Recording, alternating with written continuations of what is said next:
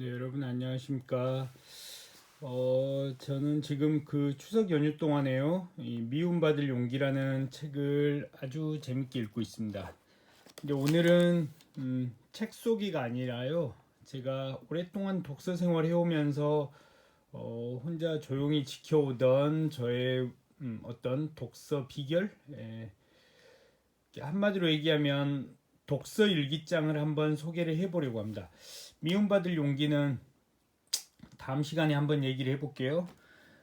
독서일기장에 대한 얘기를 한번 해보고 싶은데요. 그러니까 뭐 한번 켜봅시다.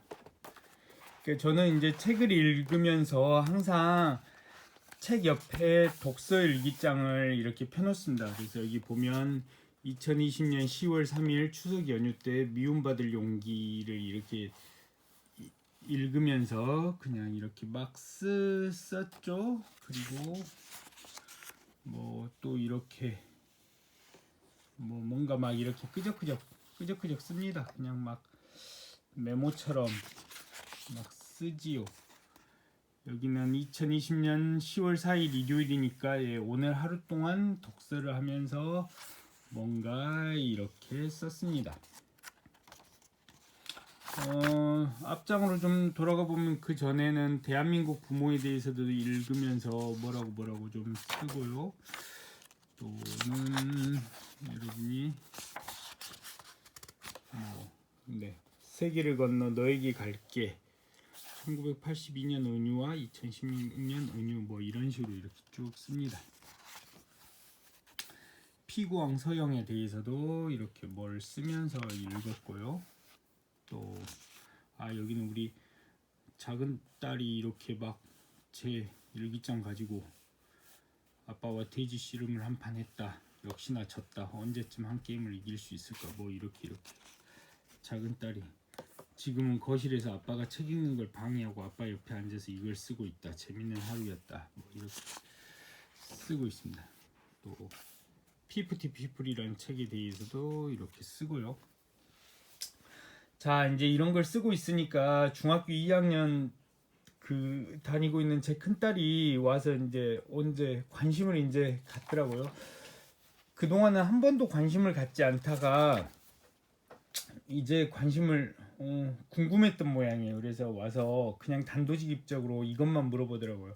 아빠는 그러면 책을 한 권 다 읽고 난 다음에 쓰냐 아니면 책을 읽는 중간중간 쓰냐 이렇게 말했어요.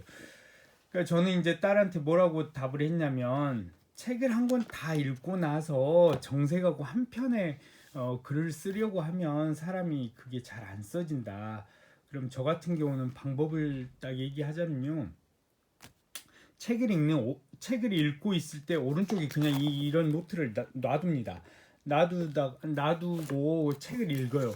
그런데 막 책을 읽다 보면 어느 한 구절에서 빡 꽂힐 때가 있단 말이죠. 꽂혀서 이 구절이 읽으면서 자기만의 뭔가 생각이 확 뜰 때가 있어요. 그런데 여러분 그때의 생각은 씨앗 같은 존재거든요. 그러니까 이 생각이 어떻게 발전할지 몰라요. 말 그대로 정말 그냥 씨앗 같은 그런 형태예요.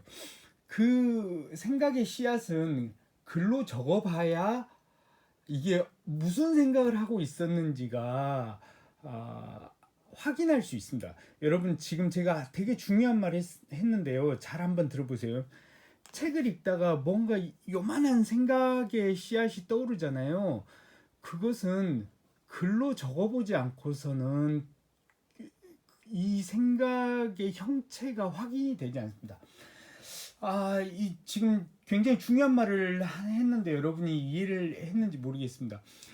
한 번만 다시 해볼게요.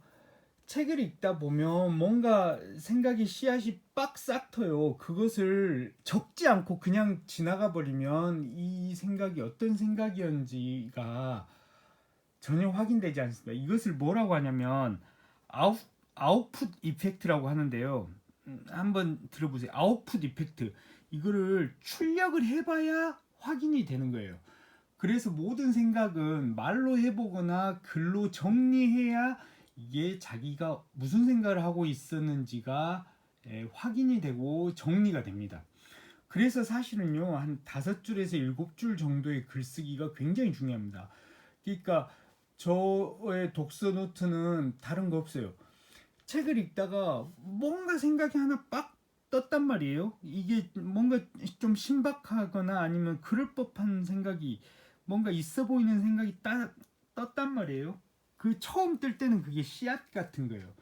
그러면 그것에 대해서 한 5줄 내지는 7줄 정도로 정리해서 글을 써보려고 노력을 합니다. 그래서 무슨 생각이 떠오를 때마다 한번 써보죠. 이제는 안 쓰면은 내가 무슨 생각을 떠올렸다가 그냥 놓쳐버리고 흘려버리고 잃어버리기 때문에 이게 아까워서 한번 써봅니다. 그런데 이렇게 써보는 것이 저의 사고력을 신장하는데 정말 엄청 큰 도움이 되었던 것 같아서 여러분들에게 이렇게 권유를 해주는 겁니다. 자, 이 독서 일기장은요.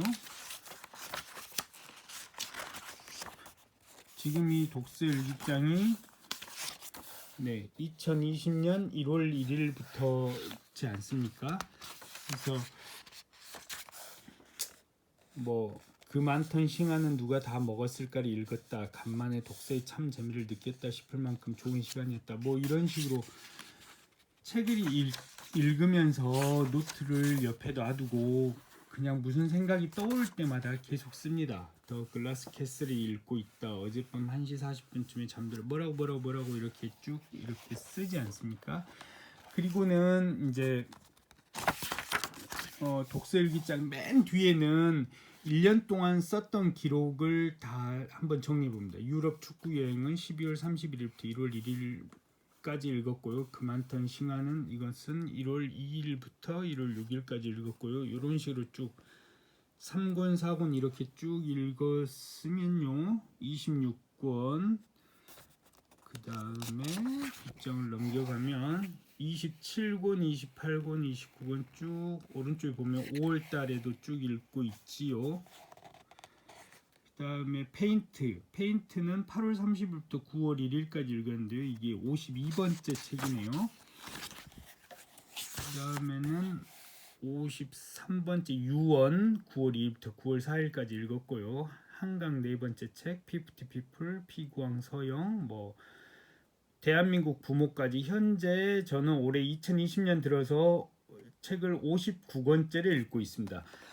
지금 이 미움받을 용기까지 읽고 나면 60권을 읽겠네요. 이런 페이스로 가면 올해는 한 80권, 1년에 한 80권 정도의 책을 읽을 것 같습니다. 이게 이제 2020년 독서 일기장이었잖아요. 그러면 얘는 2019년, 2019년 독서 일기장입니다. 바깥은 여름에 실린 뭐라고 쓰고 있죠. 얘는 2018년, 얘는 2017년, 요거는 2016년 노트입니다. 이런 식으로 2015년, 14년 이렇게 있고요. 쭉 가보면 제가 이런 짓을 하기 처음 시작한 게 바로 요겁니다. 요거는 언제 썼는지 한번 볼까. 요거를 싹 보면 2000년 4월 19일입니다. 그러니까 정확히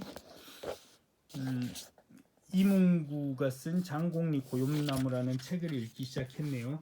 이게 2000년 4월부터 읽기 시작한 책이니 쓰기 시작한 독서 일기장이니까요. 20년 정도 되었습니다. 제가 나이가 27살부터 이 독서 일기장을 쓰기 시작했는데요. 매년 평균 한 권 정도씩 독서 일기장을 써서 올해 이제 2020년에 와서 20년째 독서 일기장을 쓰고 있습니다. 이 독서 일기장이 저의 독서력과 사고력을 길러준 근원이 되는 원천이라고 저는 믿어 의심치 않습니다.